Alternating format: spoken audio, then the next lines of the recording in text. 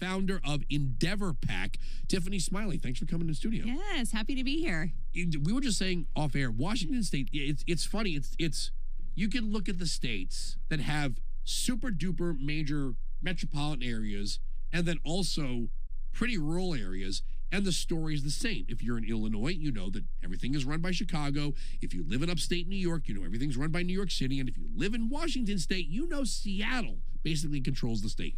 Yes, unfortunately, because it's really, their policies are causing a lot of harm to the citizens and destroying our beautiful city that once was.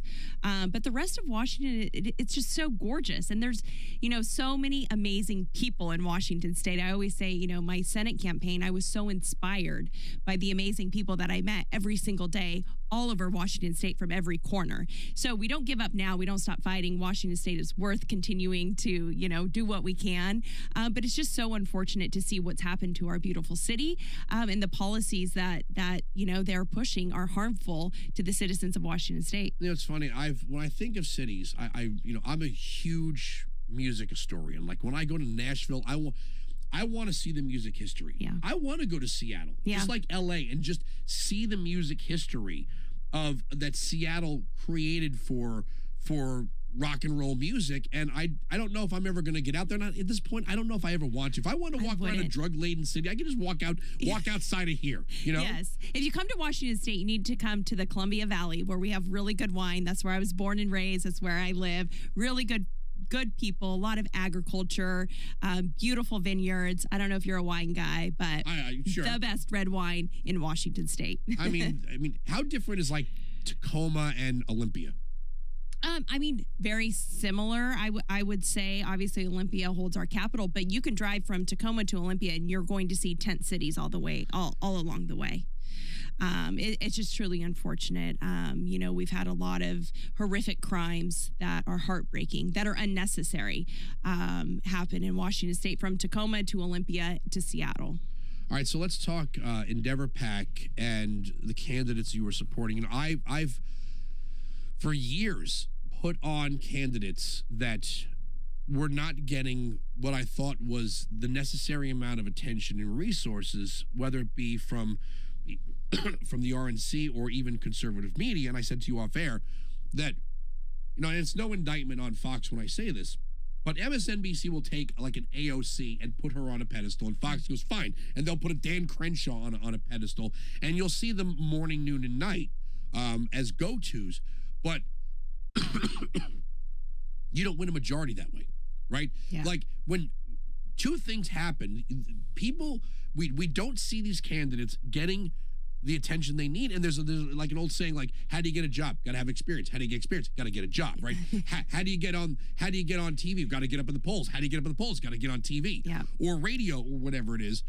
And we have these candidates that are out there running their campaigns from their kitchen tables. Their families are basically the campaign staff. And, I remember talking to Tamika Hamilton. She's like, I put 100,000 miles on my car just driving around her district in California. And I'm like, what's it going to take to get these people to the front of our kind of understanding? And if you look at some of these cities where there were Republicans that tried to make inroads, if the RNC, look at Chicago, look at New York. Oh my God. I'm sorry, Tiffany. I'm battling. It's okay. I'm battling. The way people are looking at the border right now, Republicans could be winning. You are exactly right. And this is the whole reason why I started Endeavor Pack. I started my campaign for U.S. Senate from my kitchen table. That's exactly where I started it, with 0 emails, no donors, worked for over a year at my kitchen table. And you know what happened? Something remarkable happened in our race, though. It really is a testament, I think, to the change that we have ahead of us in this country, is the American people, they really, like my story, my candidacy, everything that we were fighting for, they could relate to. So we started gaining momentum, right? We were out every day talking with voters, and we were able to raise, over $20 million in my Senate race. Jeez. From Americans from all over this country. So obviously my race didn't end the way that we wanted it to, but we still did a lot of good work. And I have no regrets because now I have the opportunity to take what we built and use it to pay it forward, right? To these candidates like myself who are starting from their kitchen table, but who are exactly what this country needs. And I'm able to help them with the resources, the digital fundraising, everything that took me a whole year to build up. I'm able to help them get across the finish line. So I'm excited about the future of our country. I think, we need good people in the House. We need to win back more House seats, and we can take back the Senate. But we have to, look at the border. That issue alone is a reason why these candidates have a shot to take back the majority in the Senate this cycle. I was going to say, and I started to cough. I apologize for being. You're in studio with me, and I'm like this. It's okay. I'm a nurse. That's right. One of the things that voters have been told is, they can't win. Right? That goes back to that thing about how do you get up in the polls, got to get on media, how do you get in the media, got to get up in the polls. That voters, for the longest time, were told, whether it was by the RNC or the DS, the RCC, the Republican Congressional, whatever that thing is, that these people can't win. And a lot, that's a self-fulfilling prophecy, right? Yes. If you say they can't win, then you don't support them, then they don't win. You go, see, they didn't win. But I think of candidates that I put on when they were pretty obscure, like Wesley Hunt, Monica De La Cruz, Lee Zeldin. No one had ever heard of him in 2008. We were talking to him, and he's now the Lee Zeldin. Yes. I'm not taking full credit for it. I'm just saying that waiting for someone to be anointed and then having your producer beg that person to come on, I see candidates with small followings on Twitter, and I reach out, hey, come on my program, and then I get tons of that person was great, I'm going to donate to their campaign, man, I wish that person was running in mine. It's like, yes, that's how you do this. Don't write off regions of the country. Don't ignore candidates that are in places that you say traditionally Republicans can't win, because again, there's a fever pitch here in New York City. I think if there was a mayor's race today and there was a solid Republican candidate, that person would win. I think if Lee Zeldin was running against Kathy Hochul today, Lee Zeldin would win. Yeah. These voters are fed up with this president's border policy and the way the states and the cities have made it worse.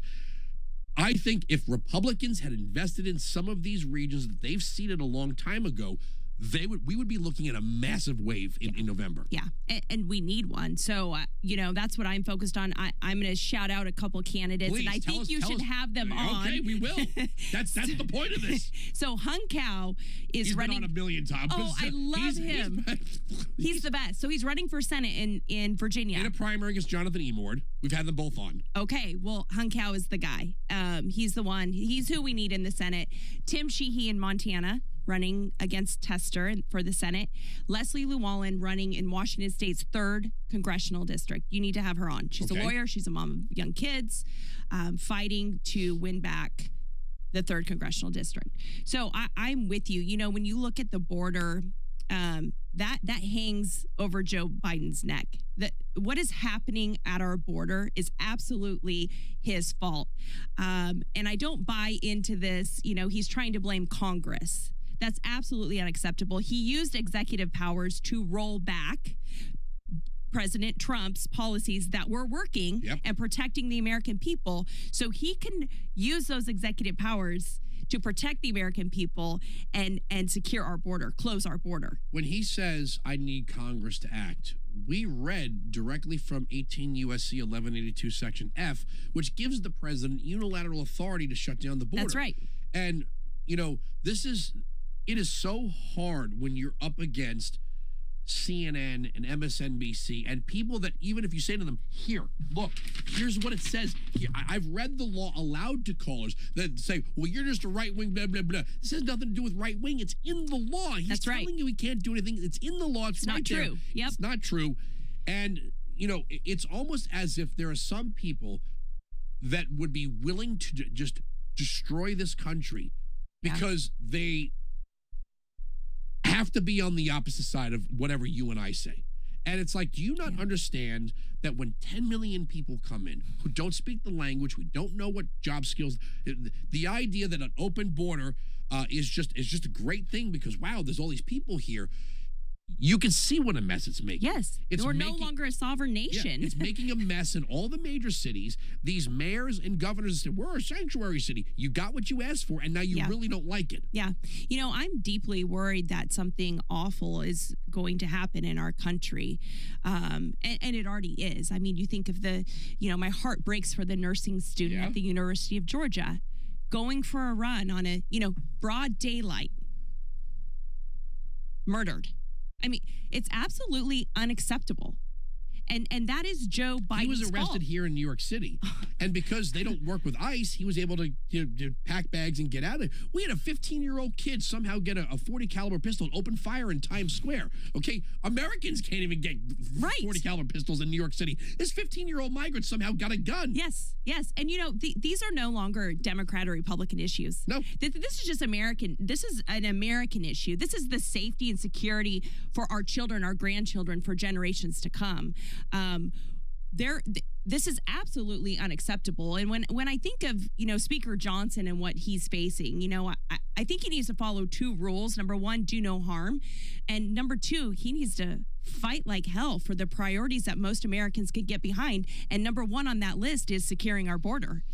You know what's amazing about Democrats, and I give them, it's respecting your adversary does not, people confuse respecting your adversary's power as in some way not agreeing with them, supporting them.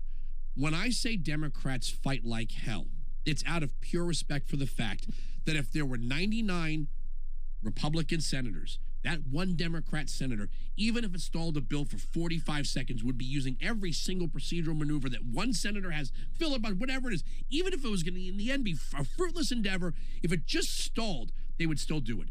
If Nancy Pelosi had a 4-seat majority, okay, she wouldn't go, well, what do you want me to do? Yep. I have a 4-seat majority. If I lose 4 and 5 Democrats, I can't get anything passed, so I'm going to do nothing. Nancy Pelosi would whatever she'd be doing behind the scenes, she would line up every single darn Democrat vote for her agenda. Yep. And Mike Johnson has to understand that. That whatever it takes, you have to line up those votes. And you can yell and scream about Matt Gaetz all you want. Mike Johnson's the Speaker of the House. Whatever you feel about Kevin McCarthy and whether or not that was a good idea, you're the Speaker of the House now. You have to adopt that mentality. Absolutely. Yes. And I look at it as the border is on, like I said, on Joe Biden's shoulders. So make sure that Americans understand that. Yeah. This has nothing to do with Congress, and secure, the border for Americans first. Don't tie it to any other funding. That's totally insane. That we can't have our own border security unless we send another $100 billion to Ukraine. It makes no sense, and it's unfair to the American people. It absolutely is unfair. And I think we also have to remember that the only reason we are involved in Ukraine is because of Joe Biden's weak leadership. He failed to show peace through strength, right? Even before Putin invaded. He couldn't make a decision. He waffled around, right? So got us in the situation that we are in now with Ukraine. And he's also not laid out any metrics, any plan for success. So I think it's absolutely absurd that you would expect the American people to continue writing blank checks when there is no plan, there's no end in sight. That is completely unfair to the American people. Well, what's so funny is they keep trying to tie Trump to Putin. Putin took the port of Crimea when Obama was president. They went and meddled in presidential politics. They removed what they thought was an undesirable pro-Russian president. They installed a president of their liking, and they didn't arm that person against the threat of a retaliatory Russia. Then we had 4 years of Trump, not much happening at all. And then Biden comes in and in October of 2021, Putin amasses forces on the Ukraine border, and NATO goes. Yep. There you have it. You know when it started was the failed departure in Afghanistan, and the world was watching. And our oil prices going up, and our inflation. They knew Americans would not have the appetite. Absolutely. For another war. Absolutely. And I guarantee you, Putin would not have invaded had Donald Trump been president. No. I mean, Is China always an existential threat to Taiwan? Yes. Were they really threatening them during Trump's years? No, not really. Hamas, Hezbollah, the Houthis, they were there, and they're, Hamas, Hezbollah are. Well, President Trump took the Houthis off the terror watch list. Pardon me. Yes. President Biden took them off. So there you go. Hamas and Hezbollah have always been an existential threat to Israel. But, it is what it is. Biden comes in, releases $10 million of Iran's assets, lifts the sanctions on their oil, and now all of a sudden they've got all this cash laying around to fund their proxies, and then they go all in on October 7th. Yep. And what's I find so bizarre about our media is they keep telling us, well, thank God for Biden's leadership. Wait. Is it leadership to lead through the crisis, or is it leadership to prevent the crisis? Exactly. It's like if there was a mayor in a city that was below sea level, and that mayor says, look, we have so many funding projects. We have to fund this, that, and the other thing. And the opposing candidate goes, I think we need a seawall, right? And then the city floods. They go, wow, the mayor's really leading us through this flooding. The other guy said, build a seawall, and you won't have the flooding, right? It amazes me how the media is giving him credit for, screwing things up. Yes. And then saying, well, if it was Donald Trump, this wouldn't be happening. Exactly. Americans would be safer. That's all Americans want.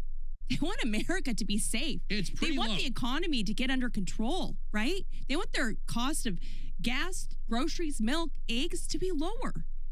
That's all they want, and to feel safe and to feel like they have hope and a vision for this country. President Biden has failed to offer hope for the American people, or that anything will get better. And that's why we have to win in 2024. I just, I don't know what Nikki Haley's doing. I do have to take a break in a minute. We can go a little long because you're in studio. But I think CNN called the race 8 seconds into the 8 o'clock hour when the polls closed. And the polls just closed in South Carolina, Trump wins. Yes. And you have people saying, oh, this is a disaster for Trump because it was 60-40. Yeah, it's an open primary. Right. We're like, well, Trump didn't get across didn't get that massive turn. No, when you have a bunch of people who aren't Republicans voting for Nikki Haley, you have to understand those people are not intending to vote for her in the general election. They are doing it to spoil the Republican nomination. Yeah. Look, I think primaries are good. They're good for the party. Yeah. And I'm glad Nikki Haley threw her hat in the ring. But I think it's important to know that President Trump has done something that no non-incumbent has done in modern politics, and that is he single-handedly won all 4 early nomination contests. I mean, there's no question about it. And Nikki it's Super Haley, Tuesday. We know what's going to happen. Yes. Is she going to make her stand in Alabama? I mean, she's down 80 points in Texas. Okay, 80. It's like 90-8. What? Where does she think? Arkansas? Yeah. I saw that it's 70 points in California. The only 2 races where she's inside 30%, inside 30 points, is Massachusetts and Vermont. And Trump's still going to win those. Yes. I think she's ran a good race. And if she drops out now, that doesn't change. I think that's great. And I actually have a message for the donors who have poured millions of dollars into Nikki's campaign. Endeavor PAC. I like you. Endeavor PAC. Yes, exactly. Because we need to focus on Senate and House races, right? Their money would best be used supporting these candidates. I got to leave it there. We got to book you for TV. Salem News Channel. You've been on. Yes. But we'll bring you back for Endeavor PAC. Tiffany Smiley at Smiley for WA on Twitter. Where do you want them to go for Endeavor PAC? Yes, EndeavorPAC.com. EndeavorPAC.com. SiriusXM Patriot. Immortalized by Tom.